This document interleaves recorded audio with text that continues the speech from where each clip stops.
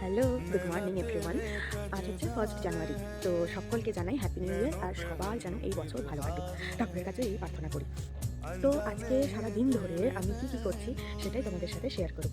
তো চলো প্রথমে পড়ানো যাক, তারপরে এসে নিয়ে কী করছি সেটা তোমাদের সাথে শেয়ার করবো।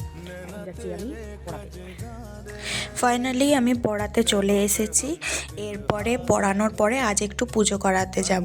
তো স্নান করে আমি পুরো রেডি হয়ে গেছি। এরপরে বেরিয়ে পড়ব পুজোর জন্যে। তারপরে দেখো আমি প্রসাদ কিনবো, তারপরে সুন্দর করে একটু রেডি হয়েছি আজকে, কারণ নিউ ইয়ার বলে কথা।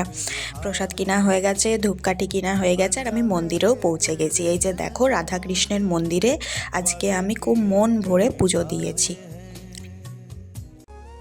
তোমাদের সাথে আমি আজকে এটাই শেয়ার করলাম যে পুজোটা আমি কতটা ভালো করে দিয়েছি। দেখো তোমরা সবাই মন ভরে পুজো করছে, দেখো কত লোক, কত ভিড়। এটা হচ্ছে কালী মায়ের মন্দির আমাদের। তো এখানে পুরো লাইন লেগে গিয়েছিল পুরো আজকের দিনের জন্যে। আর আমি পুজো দিয়ে বাড়ি চলে এসেছি, এবার একটু খাওয়া দাওয়া হবে। তো আজকে গোটা দিনটা প্রায় শেষের পথে। বেশি কিছু আজকে আমি করিনি, কারণ দুদিন ধরে প্রচুর ঘোরা হচ্ছে, খাওয়া হচ্ছে। তো আজকে একটু রিল্যাক্সের দিন যদিও। তো আমার আজকে পড়ানো এখানেই শেষ। আজকে লাস্ট আমার টিউশন।